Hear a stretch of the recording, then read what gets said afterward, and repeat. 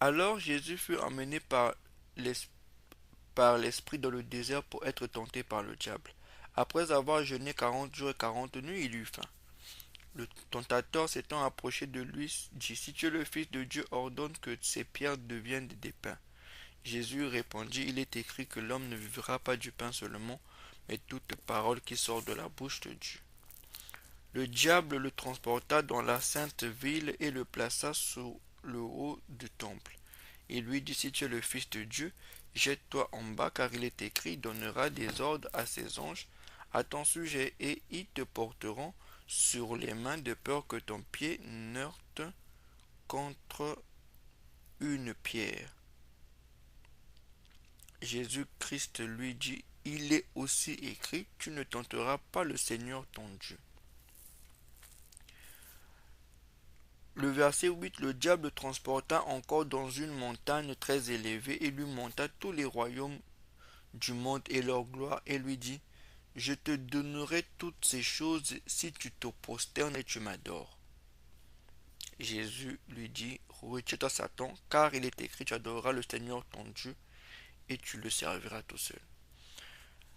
Donc, je vous parle de ce verset parce que quand le diable dit à Jésus de se prosterner, il veut et dit, demande à Jésus à m'adore. C'est ce qu'il va faire après, comme nous avons vu dans Thessaloniciens, chapitre 2 Thessaloniciens chapitre 2 versets 3 à 4. Donc le diable, dans la suite du temps, va apparaître comme un homme, va se proclamer Dieu, voilà. Et les gens vont l'adorer. C'est la raison pour laquelle en Israël, on ne se prosternait pas même devant un homme. Souvenez-vous de l'histoire de Mardoché. Hein, Mardoché, il y a plusieurs histoires comme ça. Il y a Mardoché, il y a Shadrach, Meshach et Abednego aussi. N'est-ce pas Shadrach, c'est dans Daniel, hein? Shadrach, Meshach et Abednego. N'est-ce pas? Il est écrit. euh,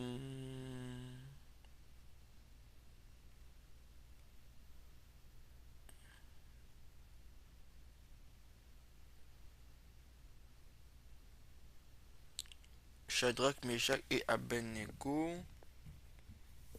Donc, il dit Daniel 3.1. Le roi Nebuchadnezzar fit une statue d'or haute de 60 coudées et de large de 6 coudées.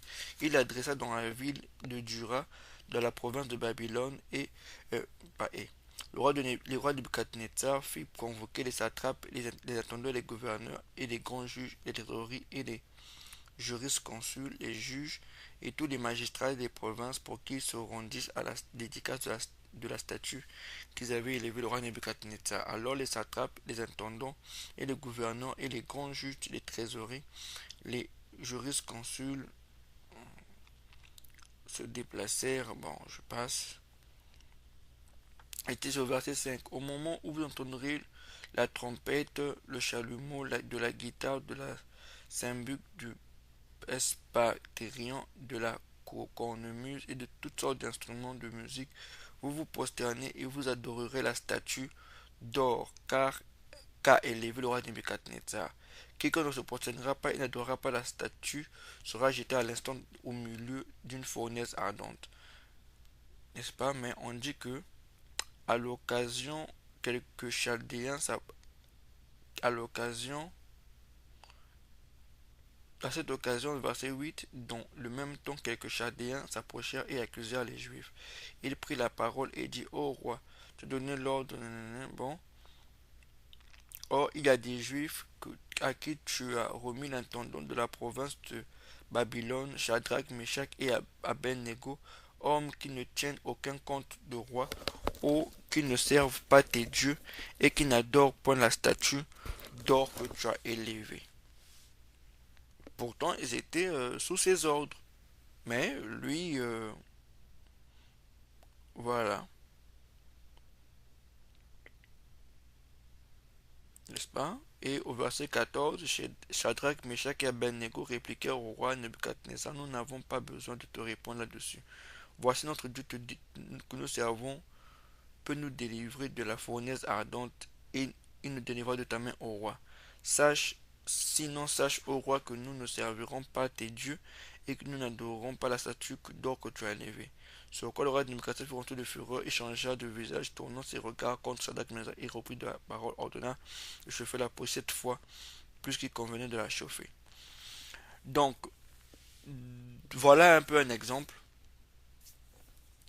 Le roi, en faisant ça, il devenait un dieu. C'est un peu l'image que j'ai montrée.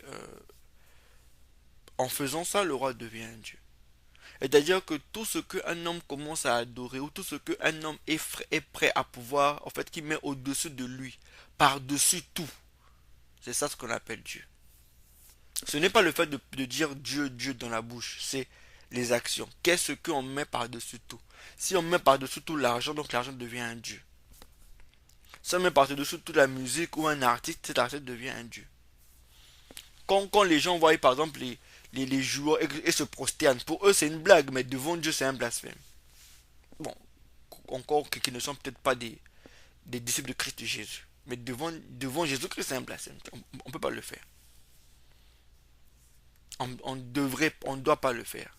C'est même pas devrait pas, on ne doit pas le faire. Donc il y a bien une notion de Dieu et Dieu. Mais les gens confondent, ils pensent que non, quand je prie Dieu, mais tu pries quel Dieu? Parce que dire que je crois en Jésus ne veut pas dire qu'il est le seul Dieu de la vie d'une personne. Il y a des gens qui ont plusieurs dieux. Ils ont Jésus, ils ont ceci, ils ont cela, ils ont cela, ils ont cela. Mais ils ne veulent pas, ou ils ne croient pas le dire, ou ils ne croient pas le... En fait, des fois ils savent pas. Voilà pourquoi je fais cet audio. Des fois, ils savent, mais ils trompent. Voilà pourquoi Christ dit on peut pas suivre 2 maîtres à la fois. Il haïra l'un et rejettera l'autre. On ne peut pas suivre Dieu et Mammon.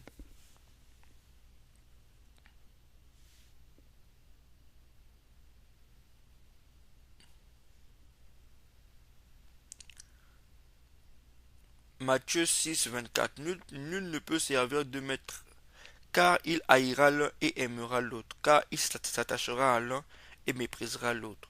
Vous ne pouvez servir Dieu et Mammon. C'est-à-dire que vous ne pouvez pas les mettre au même niveau. C'est ce qu'il veut dire par là. Vous ne pouvez pas les mettre au même niveau. Parce que si vous mettez au même niveau, vous ne pourrez pas les aimer. Or, il est écrit que tu aimeras le Seigneur ton Dieu de tout ton cœur, de toute ton âme. Hein? Tout ton cœur. Tu... C'est Exode, hein? Non. Deutéronome 4, 29. C'est là aussi que tu chercheras l'Éternel ton Dieu et que tu le trouveras, si tu le cherches de tout ton cœur et de toute ton âme. D'accord? Deutéronome 6, 5. Tu aimeras le Seigneur ton Dieu de tout ton cœur, de toute ton âme et de toute ta force. Deutéronome 10, 12. Maintenant Israël, je te demande, de toi l'Éternel ton Dieu, si tu ne crains l'Éternel de ton Dieu, afin de marcher dans toutes ses voies, d'aimer et de servir l'Éternel ton Dieu de tout ton cœur, de toute l'âme. Pourquoi il dit, pourquoi il insiste avec le tout cœur en fait? Parce que quelque part, s'il y a une partie du cœur, c'est un problème. Voilà pourquoi on insiste avec tout le cœur. Moi, mon rôle, c'est de pouvoir vous faire aimer Dieu de tout votre cœur. Parce que sinon, c'est compliqué. Sinon, c'est compliqué. Cette notion de Dieu là, elle paraît simple, mais elle définit tout. Il y a des personnes qui ont d'autres dieux, ils ne se rendent même pas compte qu'ils ont d'autres dieux. Il y a des personnes qui ont Dieu et autre chose. N'est-ce pas? Parce que, en fait, aimer Dieu, quand on demande d'aimer Dieu, c'est d'abord le connaître avant de l'aimer. Ou alors mieux le connaître pour mieux l'aimer. Il est difficile de pouvoir aimer Dieu sans le connaître, sans connaître sa parole. Il est difficile. Voilà pourquoi lire c'est important. Aimer lire la Bible c'est important. Mais c'est pas seulement important parce que c'est important. C'est de trouver une personne qui vous fait aimer le Seigneur, qui vous fait montrer que le Seigneur il est puissant, que le Seigneur peut délivrer, le Seigneur peut reprocher aussi, le Seigneur il fait du bien miraculeusement, il est plus que chaque GPT. Le Seigneur est plus que Claude, le Seigneur est plus que des intelligences artificielles. Le Seigneur, il est vivant, le Seigneur est là. Le Seigneur, en tout cas, si vous aimez le Seigneur, on vous montre que le Seigneur est bon, apprenez à l'aimer. Mais ne croyez pas que quand on parle de Dieu, on parle du Dieu créateur forcément. Ce n'est pas vrai. Il y a plusieurs dieux. Il y a plusieurs dieux. Même le faux débat de est-ce que Jésus est Dieu. Oui, mais Jésus est adorable, non? Je vous montre là où Jésus, on l'a adoré.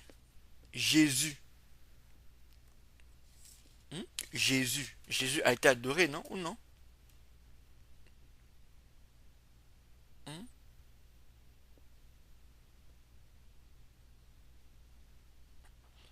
Jésus. En commençant par sa naissance, le roi des Juifs, Matthieu 2,2. Il dit, où est le roi des Juifs qui vient de naître? Car nous avons vu son étoile et nous sommes venus pour l'adorer. Jésus-Christ bébé, déjà, il montre que c'est un Dieu parce qu'on est en train de l'adorer. Dès la naissance, en fait. Dès la naissance. Ça, ce sont les mages qui ont quitté l'Orient. Les mages ont quitté l'Orient pour venir adorer un enfant. Or que le mot adorer, quand le diable a dit ça à Jésus, Jésus-Christ a dit tu adoreras. Donc, en fait, il veut dire c'est toi qui dois m'adorer, ce n'est pas le contraire. Parce que Jésus-Christ étant bébé, on l'a adoré. Les anges venaient et le servir après la tentation. Et même ses disciples, et même ses disciples, n'est-ce pas, vers l'adorer. Ça euh, euh, euh, euh, c'est dans l'autre là, c'est dans Actes des Apôtres. C'est pas adorer, c'est prosterner. Mais quand il veut l'adorer avant son départ.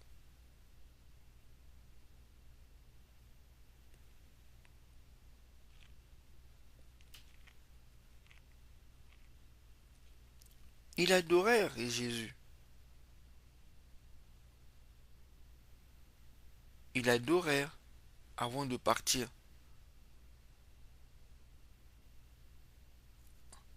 Ils se sont bon, je prends prosterné.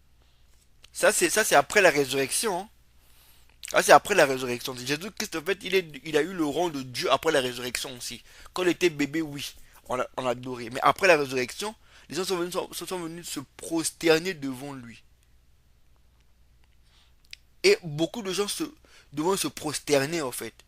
Ceux qui étaient là-bas le virent devant Jésus, tu es véritablement le Fils de Dieu. Et ils se prosternèrent. Ceux qui étaient de là-bas, quand il marcha sur l'eau, ceux qui étaient de la barre, Matthieu 14, 33, ceux qui étaient de la barque vinrent se porter devant Jésus et dire tu es le véritable Fils de Dieu. Mais quand l'apôtre Paul a voulu se prosterner, il a dit non. C'est faire la différence. C'est pas. Qu'on ne vous trompe pas. Non, comme Jésus, on s'est prosterné, nous aussi, en tant qu'homme, on peut se prosterner. Non, non, non, non, non, non, c'est pas vrai. Qu'on vous trompe pas. Jésus, on s'est prosterné parce qu'il était adorable. Jésus était adorable.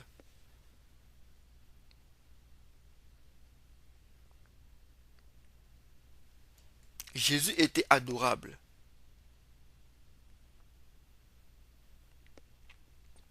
N'est-ce pas? Mais l'apôtre Pierre refuse Acte 10, 25.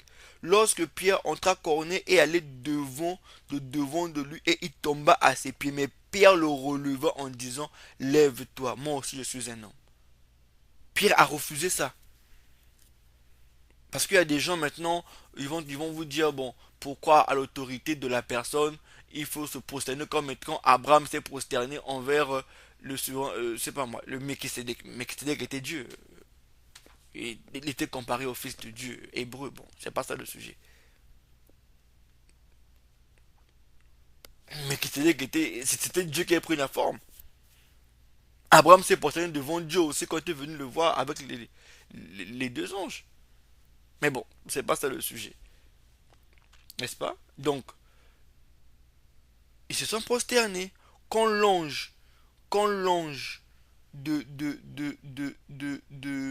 Jésus, quand l'ange de Jésus a voulu, quand plutôt Jean a voulu ça c'est Jean, hein.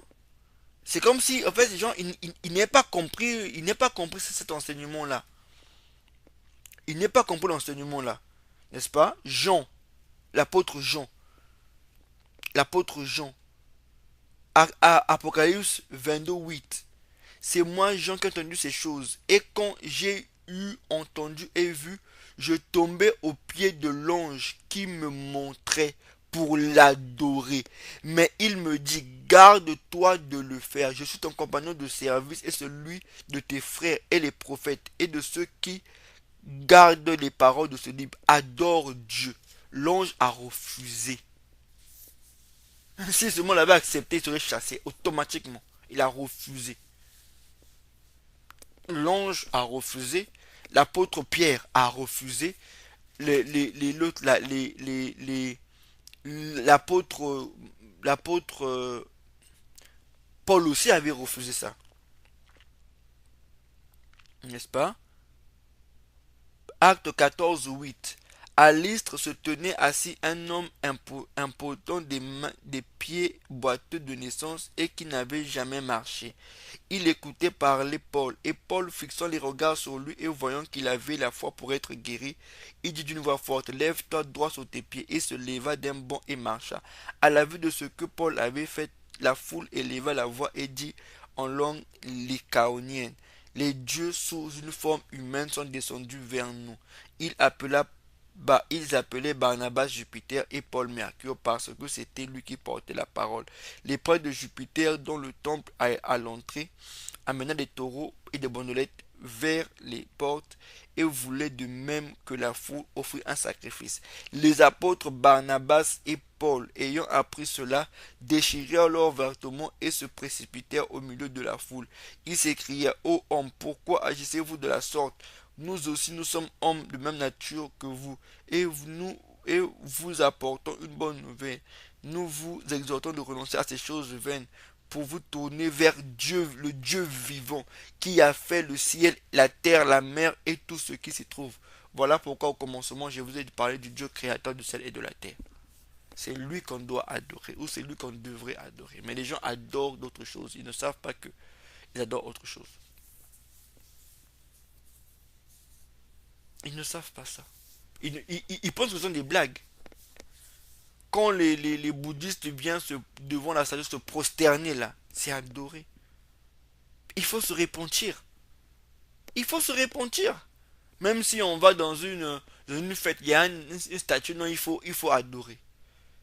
Voilà pourquoi c'est un peu compliqué d'un homme, enfin, d'un croyant de faire les arts martiaux parce que quand vous faites les arts martiaux, un peu comme le judo, il faut se prosterner devant la statue. C'est compliqué. On peut pas. Hein? Ou l'aïkido.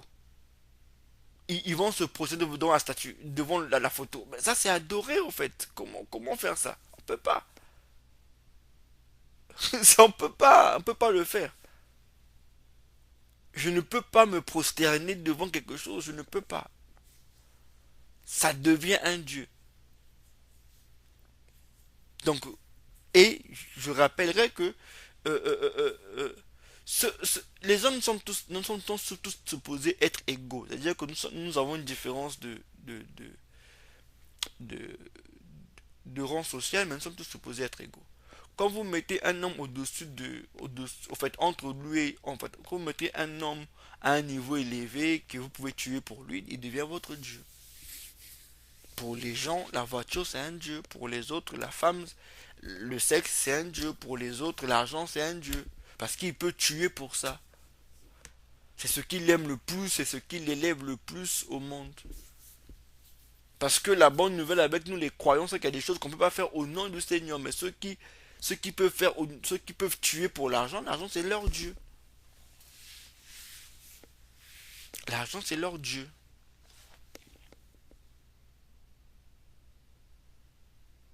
L'argent c'est leur Dieu.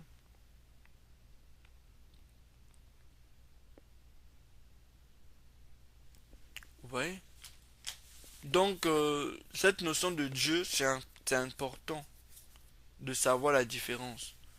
Généralement, quand on parle de Dieu, tout le monde croit qu'on parle de Dieu, le créateur de la terre. Moi, souvent, je pose la question, quel Dieu?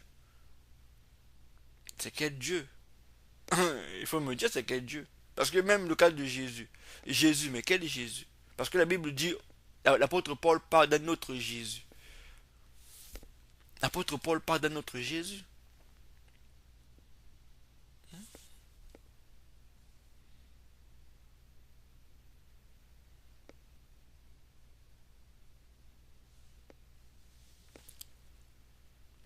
Jésus-Christ le dit, non, de Matthieu 24, 23. Si quelqu'un vous dit, alors le Christ est ici ou il est là, ne le croyez pas. Jésus avait déjà dit ça. Non, il y a le Christ est réincarné, c'est pas au Congo là-bas, je sais pas qui il s'appelle, c'est pas qui, machin, ou le troisième Adam, parce que quand on dit troisième Adam, c'est qu'il est devenu Christ. Un troisième Adam, il devient Christ. Si vous ne savez pas ça, il devient Christ. Il devient voilà, le messager du temps de la fin. Vous lui faites Christ. Ce n'est pas. On va lire quelque chose d'important.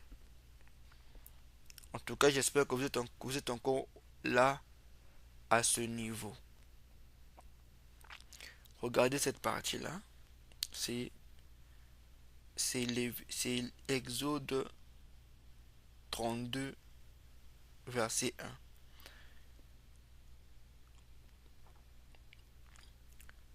Le peuple, voyant que Moïse tardait à descendre de la montagne, s'assembla autour d'Aaron et lui dit, allons, fais-nous un Dieu qui marche, un Dieu avec un petit dé, hein.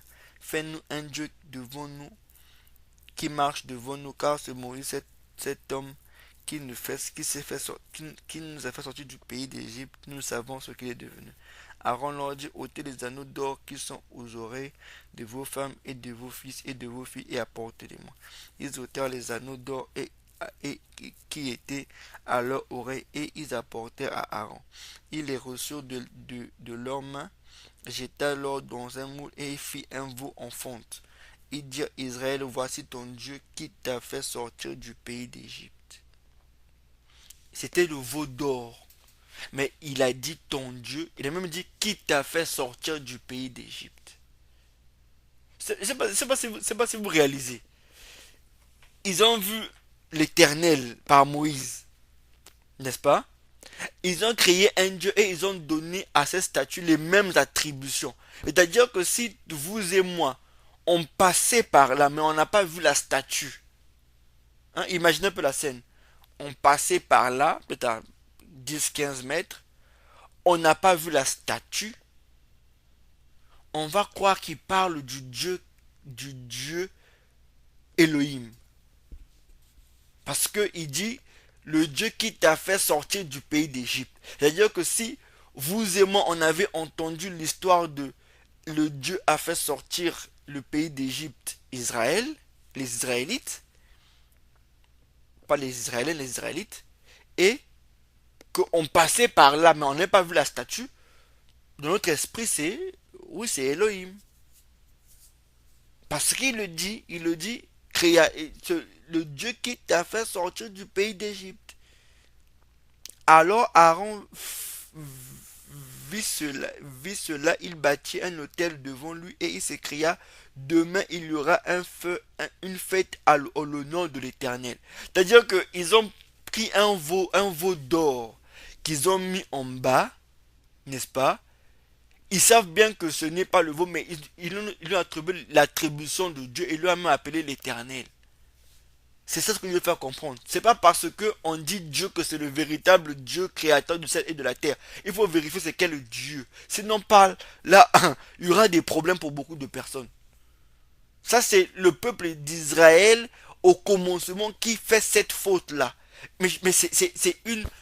Eux, ils l'ont fait consciemment, mais pour nous, c'est une confusion grave. Mais on peut se perdre. On ne pourra pas savoir. Mais à la fin, il fut tué. 3000 hommes tués ce jour-là. 3000 hommes tués. Et en ce moment-là, le Seigneur est avec moi. Il parle avec Moïse. Le Seigneur parle avec Moïse, au fait. Le Seigneur lui dit, regarde, descends, ton peuple s'est corrompu. Parce qu'il a compris que sa place est en danger, en fait. Il y a quelque chose qui ne va pas. N'est-ce pas? Le lendemain, ils se levèrent du bon matin et ils offrirent les holocaustes, les sacrifices d'action de grâce. Le peuple s'assit pour manger et pour boire et ils se levèrent pour se divertir. L'Éternel dit à Moïse, il parlait avec Moïse au fait. Moïse n'était pas là, il parlait avec Moïse très loin. L'Éternel dit à Moïse, va descendre car ton peuple que tu as fait sortir du pays d'Égypte s'est corrompu. En fait, Dieu s'est dédouané au fait. C'est maintenant ton peuple, c'est plus le mien, c'est ton peuple. Parce que le peuple a rejeté. Ce qui n'est pas faux parce que techniquement Moïse avait rang de Dieu devant Israël. Moïse avait rang de Dieu devant Israël. Ou devant Pharaon. Parce qu'il dit, je te ferai Dieu devant Pharaon. Et Aaron sera ton prophète. Et il le dit, hein, il le dit. Il le dit, je te fais Dieu devant Pharaon.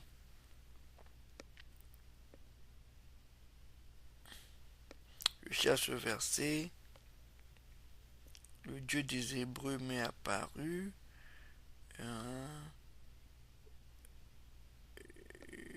La partie où dit je te... Voilà, Exode 7.1. L'Éternel dit à Moïse, vois, je te fais Dieu pour Pharaon et Aaron, ton frère, sera ton prophète. Donc, au fait, Pharaon, quand il a vu Moïse, il a vu en face de lui Dieu, au fait. Parce que Dieu lui avait donné une partie de ses attributs. C'était comme un Dieu sur la terre. Mais c'est là où les gens... Pourquoi Christ dit, ceux qui, ceux qui adoreront euh, Dieu doivent l'adorer en esprit et en vérité. Pourquoi il dit ça, Christ? Pourquoi il rappelle ça? Hein? Pourquoi il rappelle ça? Il dit ce n'est plus cette montagne que vous adorerez, car les vrais adorateurs adoreront le Père en esprit et en vérité. Pourquoi il rappelle en esprit et en vérité? Parce qu'il savait que il avait permis certaines choses, et aussi il y avait beaucoup de dieux physiques. Et lui, il a rappelé en esprit, parce qu'il savait que même si on devrait l'adorer, mais il devrait aller au ciel, à droite du Père, et devenir un esprit. C'est ça, au fait, la différence entre Dieu avec grand D et Dieu avec petit d. Parce que je disais que c'est un faux débat. Quand on dit que non, est-ce que Jésus-Christ est Dieu? Oui, mais parce qu'il est adorable. Celui qui est assis à la droite du Père, il est adorable. Parce il est assis sur le trône du Père. Il devient adorable, au fait. C'est comment ça? Comment il peut pas être Dieu? Il devient adorable. Parce qu'il avait même les trois attributs de Dieu. Omniprésent, omniscient et omnipotent. Il avait ces trois attributs-là. On va voir, tout pouvoir m'a été donné. Là, Jésus-Christ est omnipotent. N'est-ce pas? Marc, Marc 28, 16. Les 11 allèrent en Galilée sur la montagne que Jésus leur avait désignée. Quand ils le virent, ils se prosternèrent devant lui. Mais quelques-uns eurent des doutes. Jésus s'est approché, leur parla ainsi dit, tout pouvoir m'a été donné dans le ciel et sur la terre. Là, il devient omnipotent. Toute puissance. Il est devenu Dieu. En fait, Jésus n'est pas seulement Dieu parce qu'on l'a adoré. Jésus est devenu Dieu parce que Dieu a fait un travail en Jésus et a pris ses attributs de Dieu à donner à Jésus. Donc c'est deux dieux. Il y a un Dieu chair et il y a un Dieu esprit. Où il y a un Dieu chair et esprit et il y a un Dieu esprit seulement. N'est-ce pas? Oh, c'est pas. Je vais finir par là. Je vais finir par là. Psaume. Psaume. Psaume 45. N'est-ce pas? Il dit au chef des chantres sur les lits des fils de Corée, cantique, chant d'amour. Des paroles pleines de charme bouillonnant dans mon cœur, je dis mon œuvre est pour le roi, que ma langue soit comme la plume d'un habile écrivain. Tu es le plus beau fils des hommes. La grâce est répandue sur tes lèvres. C'est pourquoi Dieu t'a béni pour toujours. Là, il parle à un fils d'homme. Il parle à quelqu'un, à un homme. Vaillant guerrier, saint en épée, ta parure et ta gloire. Oui, ta gloire, sois vainqueur, monte sur ton char, défends la vérité, la douceur et la justice, et que ta droite se signale par des merveilleux exploits. Tes flèches sont aiguës, des peuples tomberont sous toi, elles perceront le cœur des ennemis du roi. Après, maintenant, il continue. La même personne, il continue. Il dit, ton trône, ô Dieu, qui? On parle de qui? On parle du fils le fils d'homme là. C'est de lui qu'on parle. Du fils d'homme là. Il dit, ton trône, ô Dieu, est à toujours. Le sceptre de ton règne est un sceptre d'équité. Tu as aimé la justice et tu as haï la méchanceté. C'est pourquoi, ô Dieu, ton Dieu t'a oint d'une huile de joie de par privilège sur tes collègues. Oh. Comment ça? Comment, oh Dieu, ton Dieu t'a oint?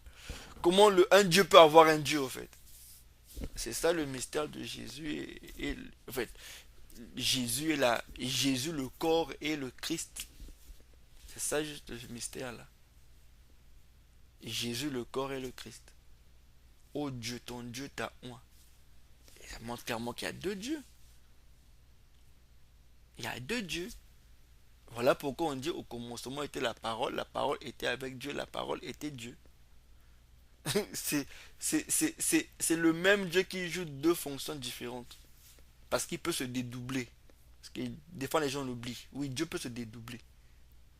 Le fait que je vous parle là, j'ai l'Esprit Saint aussi est aussi en Europe. L'Esprit Saint aussi est aussi en Afrique. Il est aussi en Asie. Le même Esprit Saint. Moi en Amérique, j'en ai. Même moi dans mon quartier aux États-Unis, l'Esprit Saint est dans beaucoup de quartiers en fait.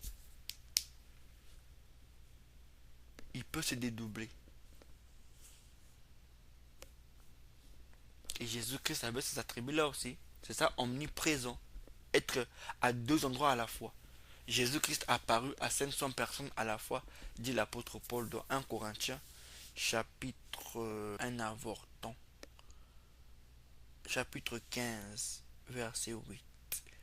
Je commence au verset 1. Je vous rappelle, frères, l'évangile que je vous ai annoncé, que vous avez reçu, dans lequel vous avez persévéré, par lequel vous êtes sauvés, si vous le retenez tel que je vous l'ai annoncé. Autrement, vous aurez cru en vain.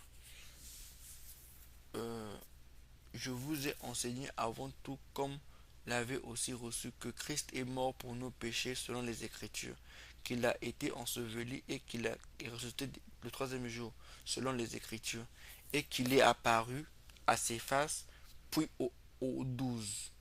Puis il est apparu à plus de 500 frères à la fois, dont la plupart sont encore vivants et dont quelques-uns sont morts. Ensuite, il est apparu à Jacques, puis à tous les apôtres. Donc, on va séparer Céphas et les 12. Et quand on dit tous les apôtres, parce qu'il y avait Barnabas aussi, était aussi un apôtre en fait, Barnabas. Après eux tous, il m'est aussi apparu à moi comme à l'avorton. Voilà, Jésus-Christ était omniprésent.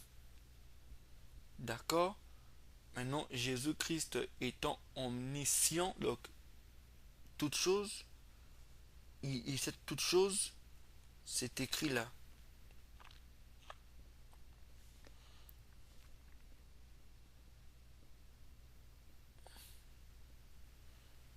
Euh,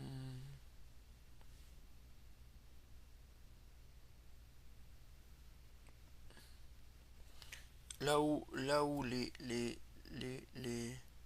les apôtres, ils reconnaissent, ils disent, nous reconnaissons que toi, tu sais toutes choses. Et tu n'as pas besoin qu'on puisse t'interroger. Voilà, Jean chapitre 16, verset 30.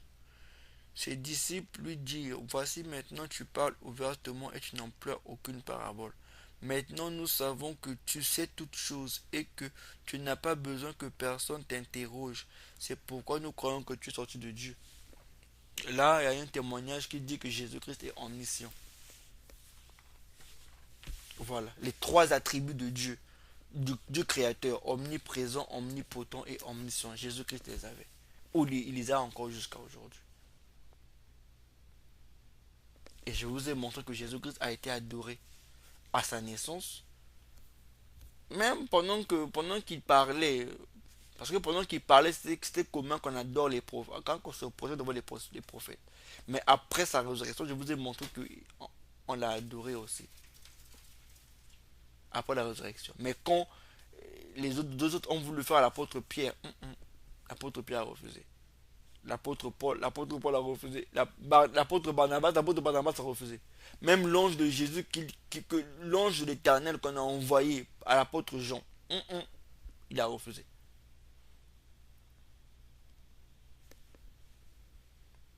Donc, par là, je vous ai donné, je pense, un éclairage sur la notion de Dieu. Faites attention quand on vous parle de Dieu. Quel Dieu? Quand on parle de Jésus, quel Jésus? Parce qu'un Jésus qui s'accompagne avec une photo d'un soi-disant prophète, ça devient de l'idolâtrie. Ce n'est plus. Jésus-Christ, il va partir de là. Parce qu'il ne peut pas accepter ça. Il n'y a pas une photo où on met à côté. Non, ça n'existe pas. C'est de l'idolâtrie. Parce que si, voilà pourquoi il a dit en esprit et en vérité. Si on avait connu quant à la chair, on le connaît quant à l'esprit. On ne peut pas prendre une photo de quelqu'un, mettre et dire que ça c'est Jésus. C'est... Même si vous voyez Jésus, ne le dessinez pas. Parce que Jésus même à la mort, il avait un autre visage. Ses disciples l'ont vu mais ne l'ont pas reconnu. Il avait un autre visage. Il a plusieurs visages. Il va apparaître plusieurs personnes de des visages différents. Non, on peut pas. On peut pas. En fait, il y a cette raison qui fait qu'on ne peut plus mettre une photo de Jésus parce que Jésus avait plusieurs visages. Il est apparu à Pierre comme étant, il est apparu à Marie comme étant un jardinier. N'est-ce pas? Il est apparu à Pierre comme étant un vieil homme.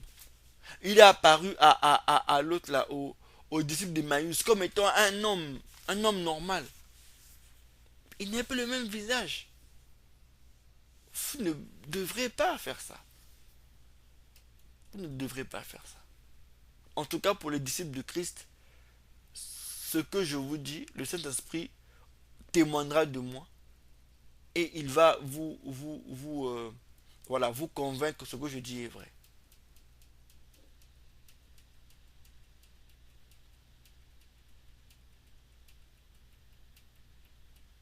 Vous voyez? Donc voilà un peu bon, on a cette notion un peu de Dieu dans un format un peu plus long. Euh, bon, je pense que des fois aussi je ferai des formats un peu plus longs parce qu'il y a des choses que je ne peux pas réduire. C'est difficile. Je ferai des formats un peu plus longs. Cependant, là, vous avez une image, vous avez une connaissance, vous avez une compréhension du mot Dieu dans la Bible.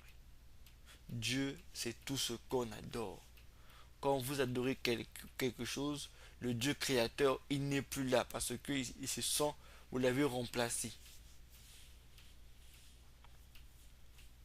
Vous l'avez remplacé. Donc j'espère que vous aurez très bien compris cette notion-là et que nous vous disons à bientôt dans un autre audio. Que le Dieu créateur du ciel et de la terre, qui est le Père céleste, vous bénisse au nom de Jésus-Christ. Amen.